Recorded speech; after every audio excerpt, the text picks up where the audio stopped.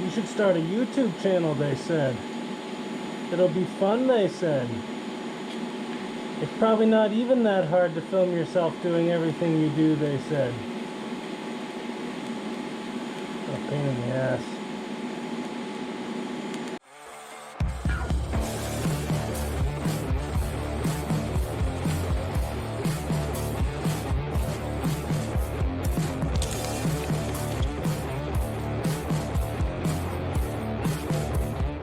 Welcome back, guys. So today we're going to finish up the front bumper for the honeybadger here.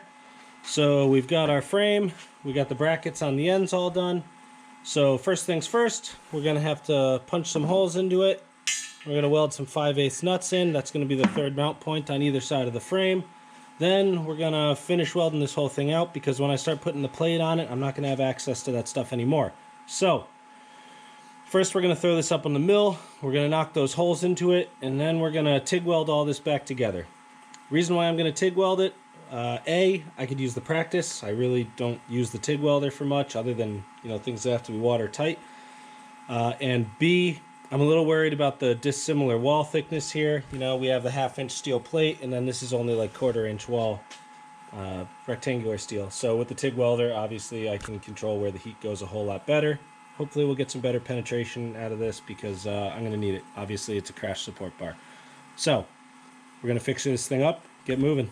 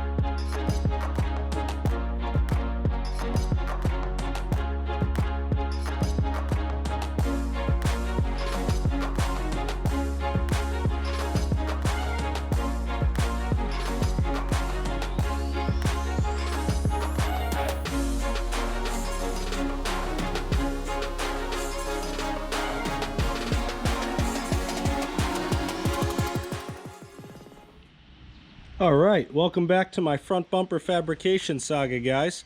So I got this thing all welded up. It turned out pretty well, definitely really strong. I think the penetration was good.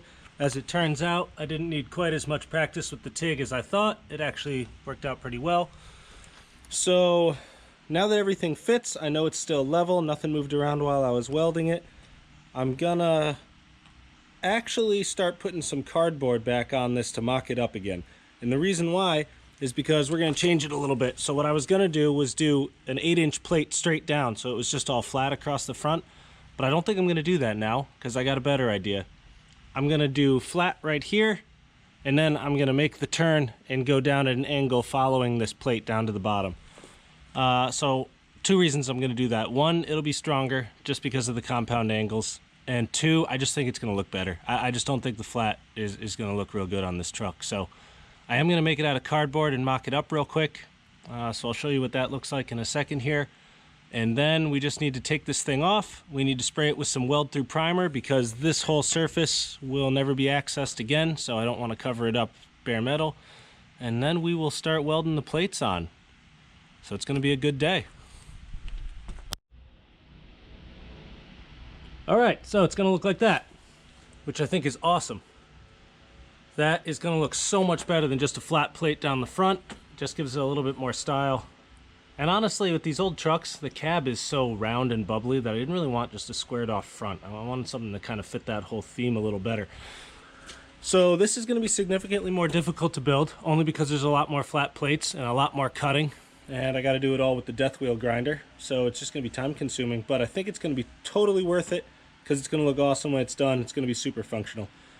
It's going to be particularly more difficult in these corners, because what I intend to do is have this flat plate come across, the top plate come over and terminate in that corner there, and then the angle plate also come up and terminate there.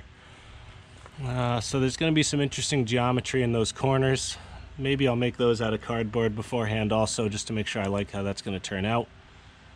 But for now, I guess we're going to get moving. I think this is going to be awesome. I'm glad I came up with this idea. Alright, so I got this thing taken off. I sprayed it with some weld-through primer everywhere just to protect all the stuff that we'll never get at again after we start welding the panels on. I also welded in a piece of 3/4 inch square stock. It kind of goes around the edge. And that is just to lift the top height of the bumper, to put the plane where I wanted it to. I thought that when I put it on, the gap between the top plane of the bumper and the bottom of the grill was probably a little bit too big. So I raised it up 3/4 of an inch. I like it a lot more that way. So the next thing we need to do is cut our top piece. It's going to be 2 parts. It's going to start in the middle and go all the way to the edge, and then the middle all the way to the edge on that side. And that's going to be diamond plate. I'm only using diamond plate for the top. The front is going to be flat, but I think it'll look good diamond plate on the top. And also when I'm standing on it working under the hood, it'll be a lot safer. I'll have a little bit of traction because there's just no way to work under the hood of this thing unless you're standing on the bumper. So I'm going to trace this out. I'm going to start cutting it out of my diamond plate steel over there. And it's going to be a while with the death wheel cutting all this out.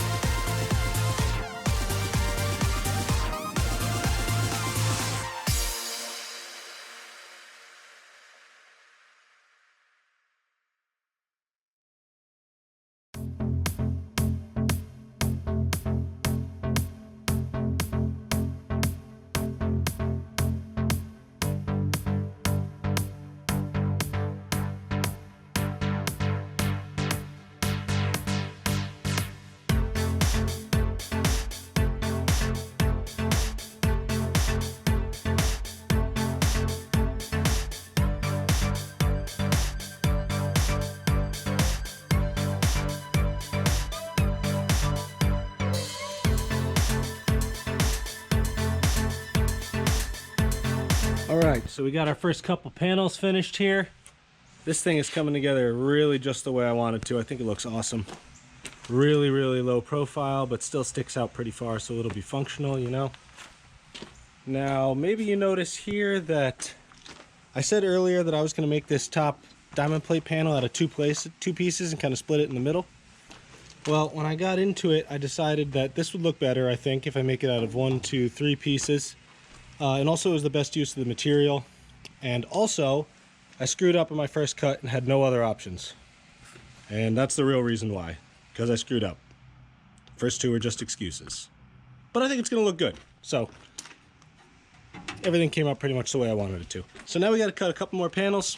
We're going to make this one down here, going down at an angle. We're going to make these two across. And then we'll see where we're at. I might actually leave it like that. I have a feeling it might look good like that, instead of making the other angled panels that'll come up like this. But we'll see. I don't have a problem doing that if I feel like it's the right direction to go. But for now, we're going to start with the next 3. 1, 2, 3. So let's get after that.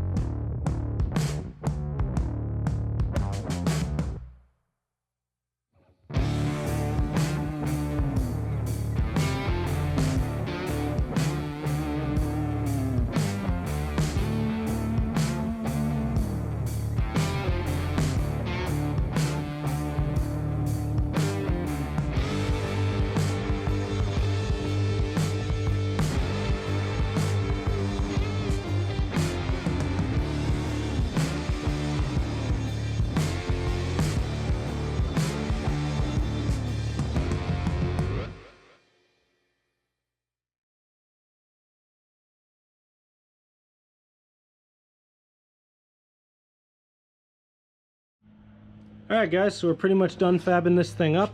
Now I was going to stop before, like I kind of said, without putting these 2 corner pieces in on the bottom.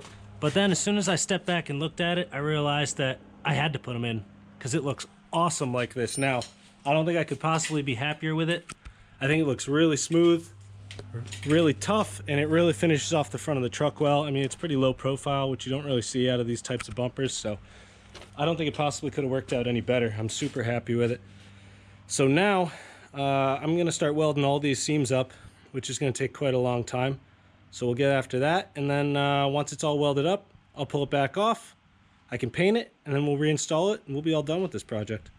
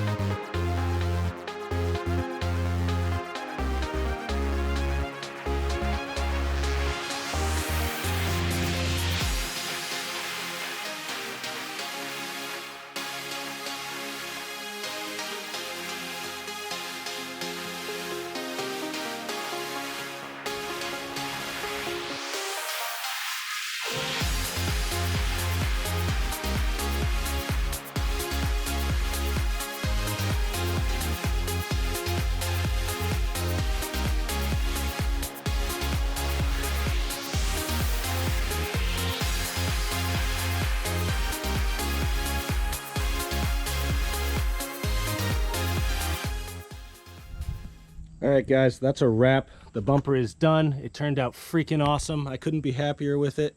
Now, I know I had to cut out a lot from the video, and that's just because, you know, every seam is welded solid, inside and out. And that's a lot of welding. This thing's got like 2 pounds of MIG wire in it, which for those of you that weld or have any idea, that's a lot of wire. That is a whole lot of wire to put into one project like this. So it took quite a long time. It would have been a lot of time lapse. So after I was done welding it, I broke out the flap wheel grinder and I actually put a smooth radius on everything. I tried to match it as best as possible, and I think it turned out really well. I mean, it really looks like one piece. It came out like a pretty professional job, so pretty awesome. It's definitely strong. It's super low profile, which is what I wanted. When you look at these squared off off-road bumpers, they always stick out really far. And on some trucks that kind of looks cool, but I feel like on something like this, you want to kind of keep the original profile of the front end. And that's always a struggle with these things. I mean, this thing's a 1963, but, you know, 50s, 60s, 70s, those trucks and cars, they were so round and had so much style and looked so cool. And when you start doing something like this, I feel like half the battle is like matching that and building something that actually complements it and doesn't take away from it. So I think we did that here. It serves its purpose, but it also goes along with the body style of the truck. So I couldn't be happier with it. That's it for today, boys. The bumper's all done. It turned out sick, but I got a ton of projects coming for you guys. I'm posting a new video every week, so go back, hit that subscribe button, and I'll see you guys next time.